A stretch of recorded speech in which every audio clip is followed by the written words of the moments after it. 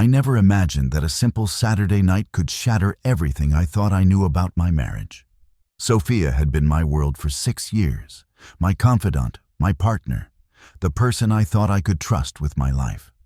We shared a small house, 2 cats, and countless memories that I believed cemented our bond. But that evening, as I scrolled through my phone, my heart sank into an abyss I hadn't prepared for.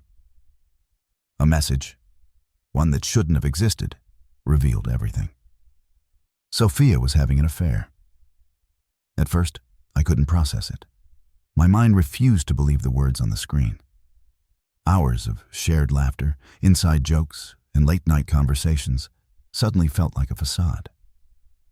But there it was, undeniable proof, a trail of texts, pictures, and timestamps that painted a picture far worse than I could have imagined. And the man she had been seeing wasn't single. No, he was married. And that fact made my blood run cold. I didn't shout. I didn't storm around the house. Instead, I did what I always did when faced with a crisis. I thought, calculated, and planned my next move. The betrayal was personal, yes, but it was also strategic. I needed to confront the situation with clarity, not rage. I needed to see every angle, anticipate every reaction, and make sure that truth, not emotion, guided my actions. I spent the next few hours tracing the man's life online, piecing together his marriage, his routine, and his habits. By nightfall, I had everything I needed. Sophia assumed that I would confront her first, that she could explain away her deceit, maybe even manipulate her way back into my trust.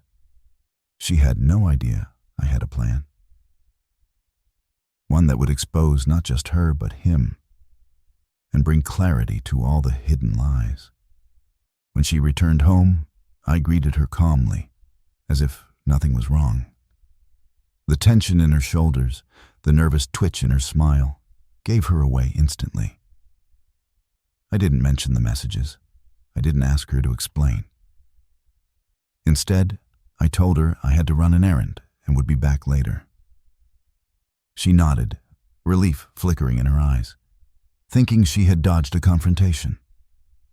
Little did she know that the real reckoning had already begun, and it wouldn't involve just her.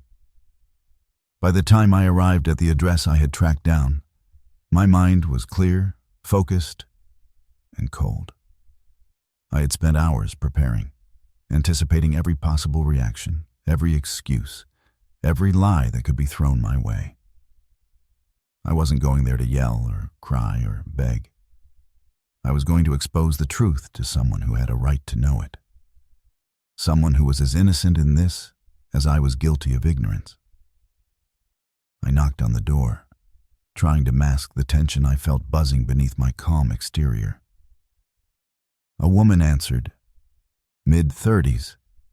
Surprised, unsuspecting, her eyes lighting up briefly before she noticed the hard edge in my gaze. "Can I help you?" she asked cautiously. I showed her my ID and simply said, "I need to talk to you about your husband. It's important." Her expression shifted almost immediately, confusion giving way to concern, and then gradually suspicion. I laid out the evidence carefully, without embellishment or anger. The texts, the pictures, the timelines, everything lined up perfectly. I didn't raise my voice, didn't demand, didn't accuse. I let her see the truth for herself. Let her confront the betrayal with her own eyes. And as she read through the proof, the color drained from her face. She looked at me, shocked, hurt, betrayed. I had no idea, she whispered almost inaudibly. And in that moment, I realized something. The shock wasn't just mine. The collateral damage of betrayal rippled farther than I could have imagined. I was angry at Sophia, yes, but there was no room for blind rage now. There was only strategy and the responsibility to ensure that truth reached those who needed it most. Meanwhile, I could see her mind racing. thinking of what to do next, how to confront her husband, how to reclaim some sense of control. And I felt a quiet satisfaction, not of malice, but of justice served, not mine, but hers, and perhaps even mine. Finally, betrayal has a strange way of revealing character, not just in the ones who deceive, but in the ones who respond, who act with clarity rather than impulse. When she finally turned to me, her eyes glistening with tears, she asked softly, "What about your wife?" I didn't answer immediately. The confrontation was done. The truth had been laid bare. Sophia, unsuspecting, waiting at home, would soon learn that secrecy had a cost far greater than she had imagined. And I, for the first time, felt a strange calmness.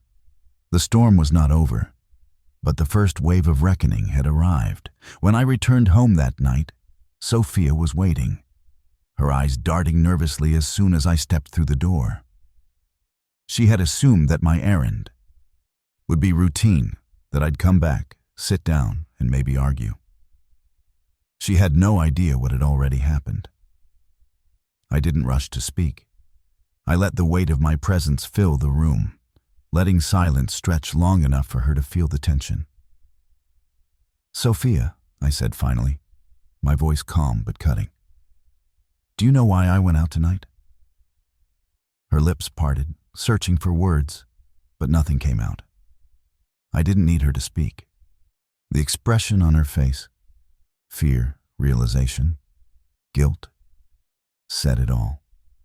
She knew, or at least she guessed, that the illusion of secrecy had collapsed. She had underestimated me.